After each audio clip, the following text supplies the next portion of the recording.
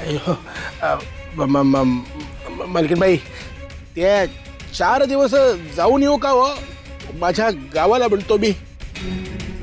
जा. घर फिरलं की घराचे वासे फिरणारच. जा, जाऊन ये. काय झालं? इतके घाबरले का आहात? नाही हो, मी मी मी मी मी कुठे घाबरलोय हो. एक काम करा मुनींचे, जाताना दिगूला गाठा. हा. आणि दिगू आला? नाही ग, पण येईलच ना. आज येईल. अगं पण मग सखूचं? जरा गप्प बस ग. मुनींची, दिगू अजून 2-3 दिवस तरी घरी परत यायला नको. त्याला परस्पर इतर ठिकाणी वसुलीला पाठवा. 2-3 गावं सांगा. अयो, त्यांच्याजवळ आहे हो, घोडा म्हणतो मी. घोडेस्वाराला बरोबर घेऊन जा. काहीतरी कारण सांगून घोडा परत बोलवा. म्हणजे दिगूचं परत येणं अजून लांबणीवर पडेल. जा तुम्ही.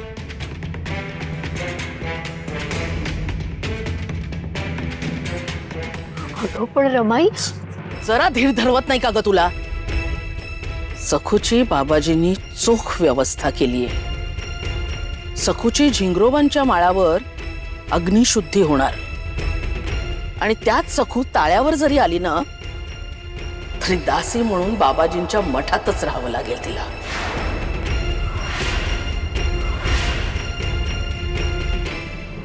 अगं पण अग्निशुद्धी खरंच झाली? हो, म्हणजे कमी जास्त होईल किंवा प्रयोग फसला तरी सखूचा अडसर मार्गातून मोकळा होईल. म्हणजे दोन्ही शक्यता बघता माणिकचा या घरात येण्याचा मार्ग मोकळा होईल. हे निश्चित. माणिक या घरात आली तर भरभरून सोनं घेऊन येईल. माझी तिजोरी दागिन्याने भरेल. माणिक आली की मी माझ्या कंबरपंद आणि ठुशीचा पोत बदलेन बाई.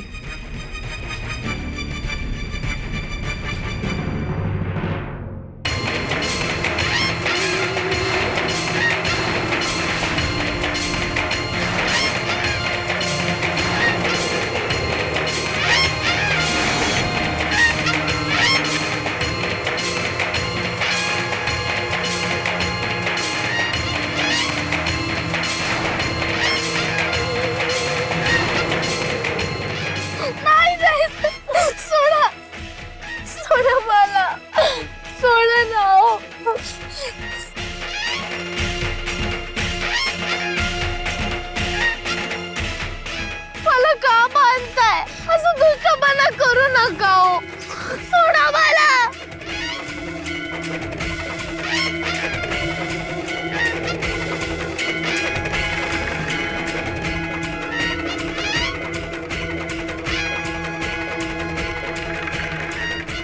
जय झिंगरोबा!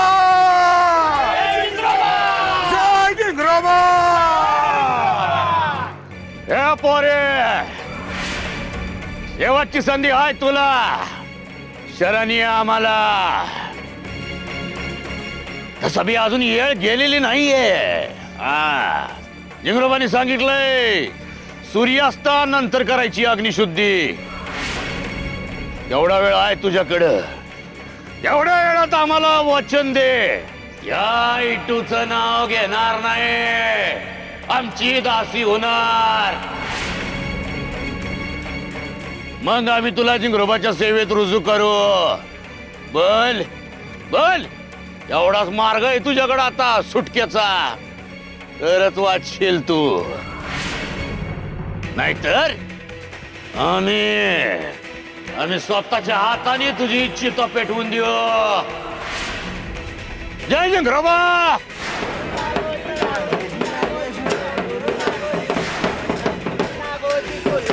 बाबाजी, बाबाजी हो, असं का करताय? विठुरायाचं नाव म्हणजे माझा श्वास आहे.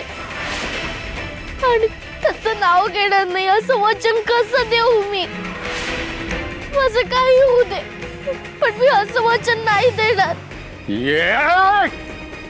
ओरखा वाटला का काय तुला हा? मी अग्निशुद्धी करणार नाही तुझी. होणार नाही अग्निशुद्धी.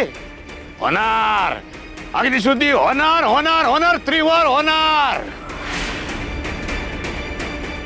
झिंगरोबाने सांगितलंय सांच्यापर्यंत थांबायला, नाही तर आत्ता तुला इथं पेटवली असती मी. ए, लक्ष ठेवा, ऐकाय नाही पाहिजे मला. हा, इथं मरण उभं ठाकलंय तरी बी तोरा काय उतरत नाही पोरेचा. समज येत नाही.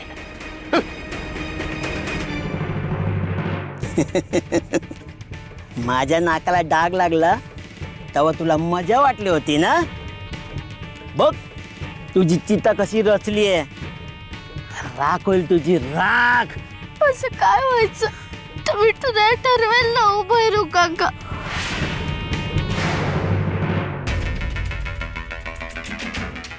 छे, निघाला निघाला, काटा कायमचा निघाला. म्हणजे सखू गेली? गेली नाही ग, पण जाईल लवकरच. फार कमी वेळ उरलाय तिच्याकडे. म्हणजे आजारी आहे का ती? नाक बावळट आहेस का? अगं महामाया आणि बाबाजी यांचा बेत उलटाच आहे. दोघेही उलट्या काळजाचे आहेत. मी तुला सांगतो ना वच्छे, अग्निशुद्धीच्या नावाखाली ते दोघे सखूला जिवंत जाळणार. बापरे, मी जाऊन विचारते. अगं नको. असं काय करताय? तुम्हाला काय? पण मला नाही बाई हे सहन होणार. मला ना भीती वाटते. मी जाते विचार. अरे छे, हिने जाऊन जाब विचारला म्हणजे वहिनी का आपला भेद बदलणार आहे की काय? जाऊबाई, अहो जाऊबाई. काकू रमाई जप करते ना, दिसत नाही तुला? त्यांचे डोळे उघडायलाच हवेत. असे बंद ठेवून कसे चालतील? काय आहे?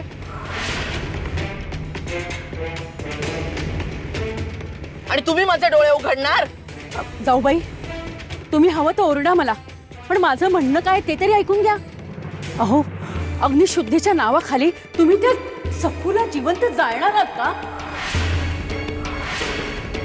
आधीच आम्हाला त्या परसदारी जायला भीती वाटते. त्या कार्टीला अशी जिवंत जाळली तर आपल्या डोक्यावर नाचेल ती. हो, असं काय करता तुम्ही? म्हणजे धाकल्या मालकीनबाई आहेत तरी कुठं? काकू, रमाई कधीही काहीही चुकीचं करणार नाही. तू असं कसं तिला बोल लावतेस? हो, खरंच बाबाजींना सांगावं लागेल. डाव उलटायला नको. त्यापेक्षा असं काही करूच नका.